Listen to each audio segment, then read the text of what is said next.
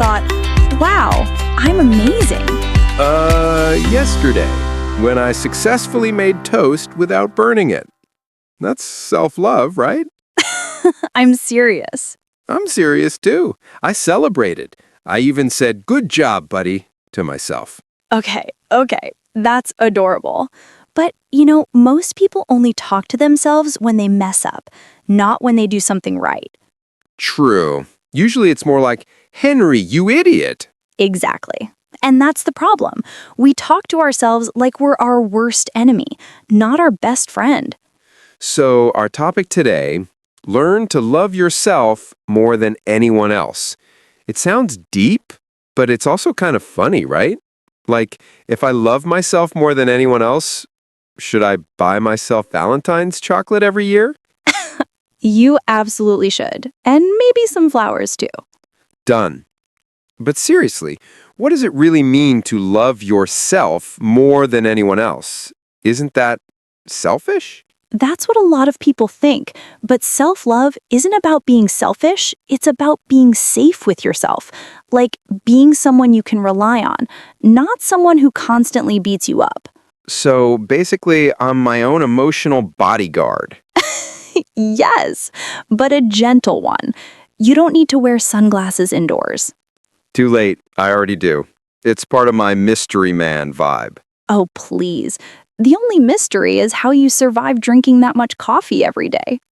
Touché. But seriously, Lucy, when did you start really liking yourself? Good question. I think it started when I stopped comparing myself to everyone else. That's hard, though. The internet is basically a comparison machine. I know. You open Instagram and suddenly everyone's in Bali drinking coconut water, looking perfect. Meanwhile, I'm in my pajamas trying to figure out if instant noodles count as a balanced meal. They do, if you squint and call the vegetables optional. Exactly. But that's the trap. We compare our behind the scenes with other people's highlights. So, self-love starts with turning off Wi-Fi? Kind of. It starts with noticing that you're already enough. You don't need to earn love by being perfect. That's deep. I used to think self-love was about bubble baths and chocolate cake. Those help too, but it's really about how you treat yourself when things go wrong. Oh, so not yelling at myself when I spill coffee on my laptop? Exactly. Imagine if your friend did that. Would you scream, "You're a failure"? Depends which friend. Henry! Okay, fine. No, I wouldn't. I'd say, it's okay. Accidents happen. See? That's the voice you need to use on yourself too. But Lucy, I grew up thinking being hard on myself was how I improved. Like tough love. Yeah, a lot of us did. But here's the twist. Tough love without soft love becomes self-punishment. Wow, that's quotable. Say it again. I want to put it on a mug. Sure. Tough love without soft love becomes self-punishment. Boom. Mug-worthy. But really, growth doesn't come from criticism. It comes from compassion. When you feel safe, you dare to try again. True. Flowers don't grow under yelling. Exactly. They grow under care, and so do people. So basically, self-love is like gardening. You water yourself, give sunlight, and don't yell at the leaves. Yes, though please don't actually water yourself. Too late again. Ugh, Henry. Okay, serious moment. I remember once I was really down because a project I worked on flopped. I kept replaying every mistake in my head. That's rough. What did you do? Honestly, I ate a ridiculous amount of ice cream. But later, I thought, if this were my friend, I'd tell him it's just one failure, not his identity. So I said that to myself, and it actually helped. That's amazing. See, that's the power of kindness. It rewires how we talk to ourselves. You're right. But I think sometimes people confuse kindness with laziness. Oh, yes. They think if you're gentle with yourself, you'll stop trying. But the truth is, compassion gives courage. So instead of push harder, it's take care, then keep going. Exactly. You can rest and grow. They're not enemies. I like that. Rest and grow. Sounds like a fancy yoga studio name. Or a coffee shop for introverts. I'd go there. They'd serve self-love lattes. With foam shaped like hearts. And every cup says, "You're doing great, buddy." Okay, but jokes aside, one of the hardest parts of loving yourself is setting boundaries. Oh, boundaries, my old enemy. Why enemy? Because I'm terrible at saying no. Someone says, "Hey, Henry, can you help me move a sofa at midnight?" And I'm like, "Sure." Of course you are. You're too nice for your own good. Yeah, but then I resent it later. I feel tired, annoyed, and guilty all at once. That's the trap. People think saying no is selfish, but really it's self-respect. True. If you say yes to everyone, you end up saying no to yourself. Exactly. Boundaries aren't walls, they're doors. They show people how to treat you gently. I like that. Doors, not walls. I'll remember that next time someone asks me to move furniture. Please do. Or just say, sorry, I'm busy watering my self-love garden. Perfect excuse. You know, self-love isn't loud. It's not about shouting, I'm amazing. It's quiet, like saying to yourself, I'm enough. I'm safe. That's really nice. Sometimes I think we chase approval because we don't know how to give it to ourselves. Exactly. We wait for others to tell us we matter, but that power is already inside us. So, self-love is basically emotional independence? Yep, you become your own safe place. You know, that's a beautiful thought. Being your own home.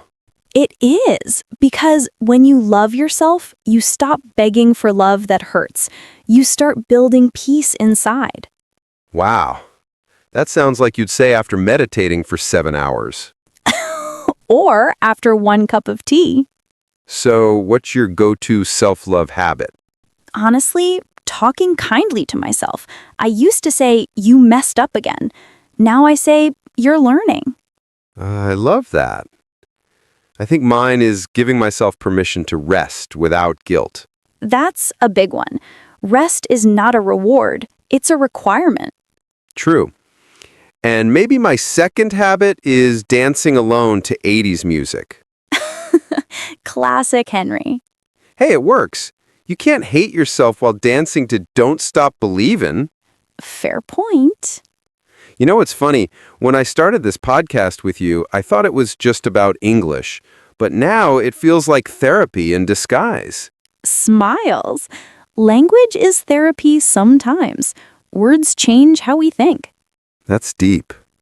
So if someone's listening right now struggling with self-love, what's one thing they can start doing today? Just one. I'd say talk to yourself like you would to someone you love. Nice. Mine would be make a kindness list. One small nice thing you'll do for yourself each day. Like what? Could be drink water, take a walk, or not check my ex's Instagram. That's a healthy one. Baby steps, Lucy. Always.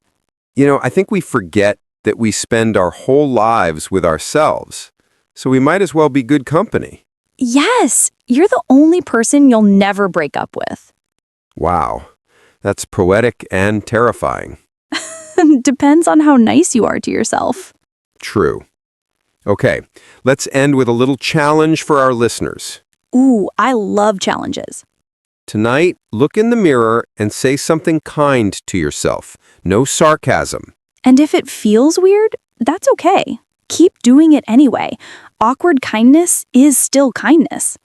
I love that. And remember, learning to love yourself more than anyone else isn't arrogance, it's freedom. Yeah, because once you love yourself, you stop chasing love that's wrong for you. You start attracting peace instead of approval. Cheers to that, Lucy. Cheers, Henry. And to everyone listening, go be gentle with yourself today. Wait, Lucy, before we totally wrap this up, I've got one more thing bubbling in my brain. What about forgiveness? Like, not the forgive your annoying coworker kind, but forgiving yourself for those epic past blunders. You know, the ones that pop up at 2 a.m. like unwanted ghosts. Oh man, yes. Like that time I wore mismatched socks to a job interview and spent the whole thing obsessing over it. I still cringe. How do you let that go? First, breathe. Then reframe it. What did that mistake teach you? For me, it was bombing a presentation in college. I froze up, total disaster. But it taught me to practice in the mirror, and now I'm the queen of smooth talks. Queen Lucy. See, mistakes aren't tattoos. They're temporary tattoos that wash off with a little soap or self-compassion. Exactly. Forgiveness isn't erasing the lesson, it's stopping the replay button. Try this. Write down the mistake, then write a kind note to your past self. Like, hey, younger me, you were trying your best. High five for showing up. I'm doing that. Past Henry, those socks were bold. Own the vibe. Okay, that helped. Listeners, what's one old regret you can forgive today? Let it go. You've grown so much since then. And remember, holding on to grudges against yourself is like carrying a backpack full of rocks. Drop it, and suddenly, you can run toward better things. Lighter and wiser. Love it.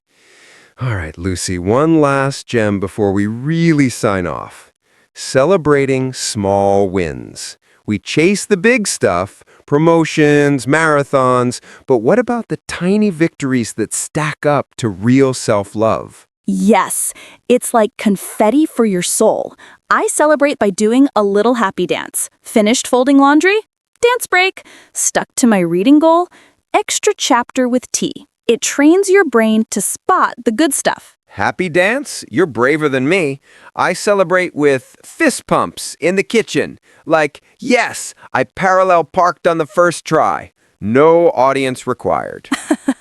Fist pumps are underrated. The key is making it a habit. No win is too small. It builds this quiet confidence, like, I've got this because I've got a track record of showing up for me. Track record.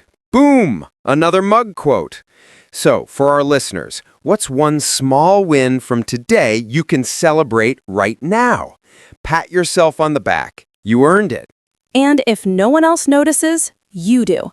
That's the beauty of loving yourself more. You're your own biggest cheerleader. Cheers to that.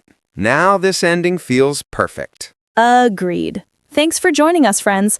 Keep loving that amazing person in the mirror. Until next time, celebrate, forgive, and be grateful. You're worth it all.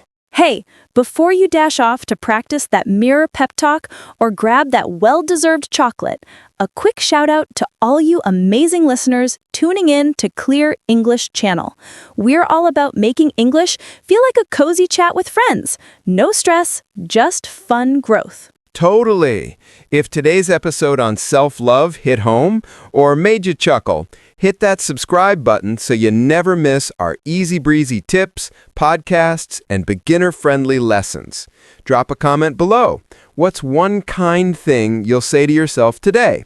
We'd love to cheer you on. And if you're craving more clear, simple English practice, check out our playlist on everyday conversations. Link in the description.